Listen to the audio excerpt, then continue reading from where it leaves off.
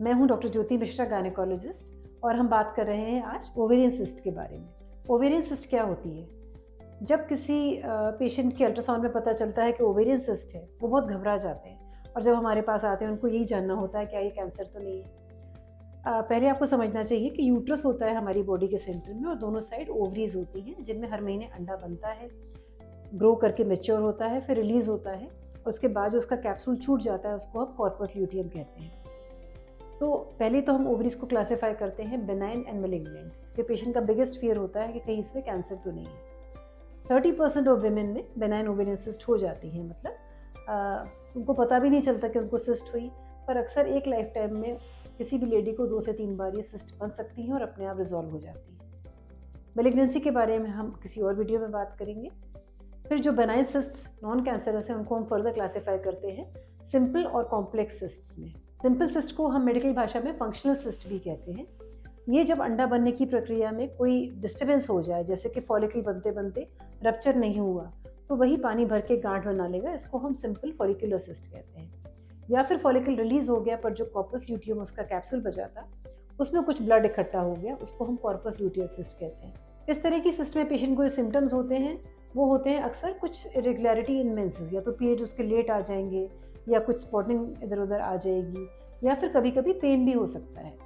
और अगर patient fertility try कर रही है तो उसको लगता है कि मैं शायद प्रेग्नेंट हो गई हूँ क्योंकि मेरे दिन ऊपर चढ़ गए और मुझे पेन भी हो रहा है। तो इन केसेस में हमको पेशेंट को एश्योरेंस देनी होती है और एग्जामिनेशन में हमको बहुत ज़्यादा इन्फॉर्मेशन तो नहीं मिलती, पर पेशेंट की हिस्ट्री सुन के और अल्ट्रासाउंड से अक्सर बहुत ईजिली सिंपल सिस्ट डायग्नोज हो जाती है। उसमें हमारे पास ट्रीटमेंट के 2 ऑप्शंस होते हैं।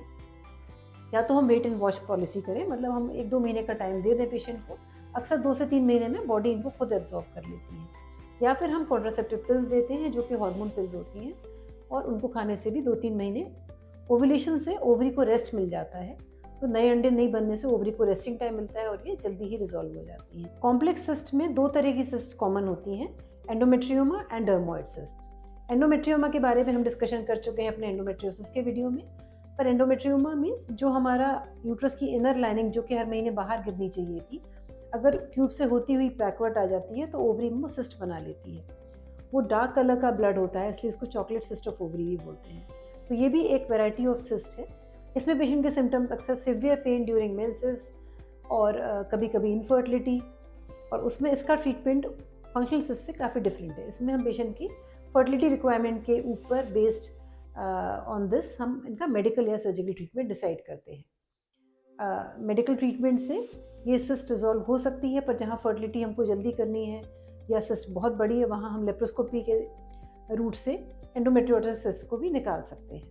दूसरी आती है डर्मोइड सिस्ट। डर्मोइड मीन्स जो हमारे एम्ब्रियोनिक टिश्यूज थे, जब हमारा शरीर बनता है उसमें जो टिश्यूज स्टार्टिंग होते हैं जिनमें कैपेसिटी है बॉडी का कोई भी पार्ट बनाने की, अगर वो टिश्यू वहाँ आ जाए ओवरी के अंदर तो वो फिर हमारे कोई भी बॉडी का पार्ट उस सिस्ट में मिल सकता है। जैसे कि हमको कभी कभी nervous tissue, tuft of hair, गुच्छा बालों का, या दांत, इस तरह के टिश्यूज हमको उस डर्मोइड सिस्ट में मिल सकते हैं। Most of these cyst complex cyst भी कैंसरस नहीं होती। इनमें अलग अलग प्रॉब्लम्स आती हैं। जैसे डर्मोइड सिस्ट में पेशेंट को कई बार कुछ नहीं पता होता या उसकी थोड़ा बहुत पेन हो सकता है, पर उसका एक रिस्क होता है टॉर्जन, मतलब इट कैन जस्ट ट्विस्ट, क्योंकि उसमें बहुत सारे फैट भी होता है और लाइट होती है वेट में, तो ये टॉर्जन करा सकती है। इसमें पेशेंट एक्यूट पेन लेके, बहुत ज़्यादा तेज़ दर्द लेके इमरजेंसी में आ सकता है और उसको हमें इमीडिएटली ऑपरेट करना पड़ता है। कुछ मिसलिनियस वैरायटी है जो कि ओवरी के ऊपर वाले सरफेस से जो टिश्यू है वहाँ से बनती है, उनको हम सीरस सिस्ट एडिनोमा या म्यूसिनस सिस्ट एडिनोमा कहते हैं। सीरस में फ्लूइड होता है और म्यूसिनस में स्टिकी मटेरियल म्यूकस जैसा भरा होता है। ये सिस्ट अक्सर साइज़ में बहुत बड़ी बड़ी हो जाती हैं, तो पेशेंट उसके साइज़ से घबराते हैं और उनका सिम्टम अक्सर ब्लोटिंग, खाना नहीं पच रहा टाइप्स होता है, and when they come to us इनको हमें सर्जिकली ट्रीट करना पड़ता है। एक और वैरायटी होती है पैरा ओवेरियन सिस्ट, जो कि ट्यूब और ओवरी के बीच में होती है।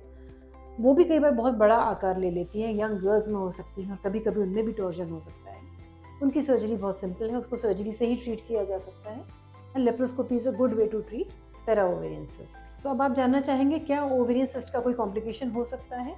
जी हाँ, ये सिस्ट जो कि खास करके serous cyst adenomas, mucinous cyst adenomas धीरे धीरे बहुत बड़े हो सकते हैं और फिर जितने बड़े होंगे उतना कॉम्प्लिकेटेड सर्जरी होगी। एक और कॉम्प्लिकेशन हो सकता है रप्चर ऑफ द सिस्ट, मतलब सिस्ट का फट जाना।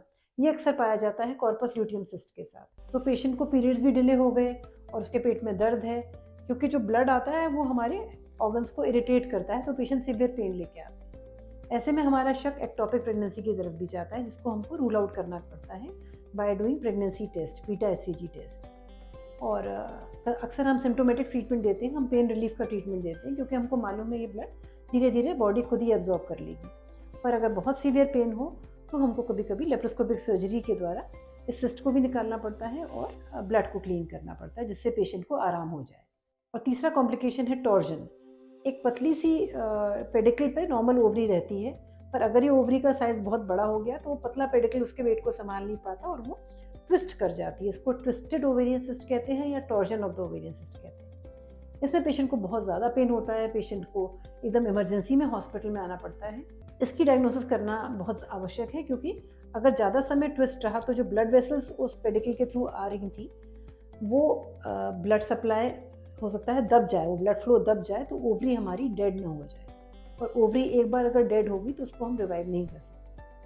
तो अगर ये यंग गर्ल में खास करके या किसी भी एज ग्रुप में है, ओवरी को बचाने के लिए हम उसको जल्दी से जल्दी डायग्नोज करते हैं। And if diagnosed in time तो हम लेप्रोस्कोपी के जरिए उसको अनट्विस्ट कर देते हैं और जो सिस्ट का पार्ट है उसको निकाल देते हैं। कई बार ओवरी बड़ी काली सी दिखती है, जैसे कि ऑलरेडी डेड हो गई हो, पर थोड़ी देर के बाद इसमें मोस्ट ऑफ द टाइम इसमें ब्लड फ्लो वापस स्टैब्लिश हो जाता है। और जब आप फॉलो अप अल्ट्रासाउंड करवाएंगे आफ्टर फ्यू वीक्स तो ये ओवरी हमको ऑलमोस्ट नॉर्मल मिलती है। तो इसमें ओवरी निकलवाने की गुंजाइश बहुत कम होती है। चौथा कॉम्प्लिकेशन होता है कैंसर। तो cancer is very rare in benign looking cyst. इसके कुछ खास अल्ट्रासाउंड फीचर्स होते हैं और कुछ ट्यूमर मार्कर्स होते हैं। तो ट्यूमर मार्कर्स जैसे कि CA-125 सबसे कॉमनली किया जाने वाला टेस्ट है, और बाकी भी टेस्ट हैं CEA, CA-19.9 और ऐसे कई टेस्ट हैं जो हम करते हैं जानने के लिए कि क्या ये ओवेरियन ट्यूमर या ओवेरियन सिस्ट मैलिग्नेंसी की तरफ जा रही है। अल्ट्रासाउंड में हम देखते हैं क्या उसमें कोई सॉलिड एरियाज़ हैं, क्या उसमें बहुत सारे पार्टीशंस हैं, क्या उसकी वॉल बहुत थिक है, क्या बहुत सारा फ्लूइड ओवरी में के आसपास आ रहा है। ये सारे फीचर्स भी हमको सजेस्ट करते हैं कि ये सिस्ट मैलिग्नेंस हो सकती है। ऐसे केसेस में हमको कभी कभी MRI या CT स्कैन भी कराना पड़ता है टू कंफर्म द डायग्नोसिस। और जब हमको बहुत शक रहता है तो हम इसको फिर सर्जरी से ऑपरेट करके हिस्टोपैथोलॉजिकल डायग्नोसिस मतलब लेबोरेटरी डायग्नोसिस करते हैं, जहाँ माइक्रोस्कोप में सेल्स को देखा जाता है कि क्या इसमें कोई कैंसर सेल्स तो नहीं। तो समराइज़ करने के लिए, अगर आपको रिपीटेडली पेन रहता है, इरेगुलर पीरियड्स है, तो अल्ट्रासाउंड कराएं। अगर उसमें ओवेरियन सिस्ट आती है तो वो सिंपल है या कॉम्प्लेक्स, ये जांच करवाएं। सिंपल में आप वेट भी कर सकते हैं या बर्थ कंट्रोल पिल्स अपने डॉक्टर से लिखवा सकते हैं। और अगर कॉम्प्लेक्स सिस्ट है तो उसको इमीडिएट सर्जरी की ज़रूरत है या वो मेडिकली ट्रीट हो सकती है, ये देखना पड़ेगा। डर्मोइड्स वगैरह है तो उनको निकालना ज़रूरी हो जाता है। और ट्रीटमेंट ऑप्शंस में हमारे पास सर्जरी अगर करनी ही पड़े तो laparoscopy is a very good way to treat these cysts. Laparotomy हमको कभी कभी ज़रूरत पड़ती है, ओपन सर्जरी जहाँ बड़ा कट लगाना पड़ता है, जहाँ हमको शक हो मैलिग्नेंसी का, क्योंकि कैंसर सर्जरी में कभी भी हम ओवेरियन सिस्ट को रप्चर नहीं होने देना चाहते।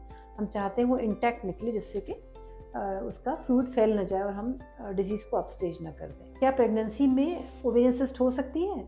हाँ जी, प्रेगनेंसी में सिस्ट हो सकती है, स्पेशली डर्मोइड, बिकॉज पेशेंट पहले तो अल्ट्रासाउंड नहीं कराते हैं नॉर्मल कोर्स में, but when they go for pregnancy ultrasound वहाँ उनको डॉक्टर बताते हैं आपको ओवरी में एक सिस्ट भी है। हो सकता है वो कॉर्पस ल्यूटियल सिस्ट हो, जिसको हम बिल्कुल नहीं छेड़ते, क्योंकि कॉर्पस ल्यूटियल हमको प्रोजेस्टेरोन देता है प्रेगनेंसी को सस्टेन करने के लिए। तो और वैसे भी ये सिस्ट अक्सर 2-3 हफ्ते में अपने आप रिजॉल्व हो जाती है। दूसरी कॉमनली फाउंड सिस्ट होती है, that is dermoid cyst. Dermoid को हमको क्लोजली ऑब्जर्व करना पड़ता है। अगर एसिम्प्टोमेटिक है, पेशेंट को प्रॉब्लम नहीं है और बहुत छोटी है, then we may allow pregnancy to go on.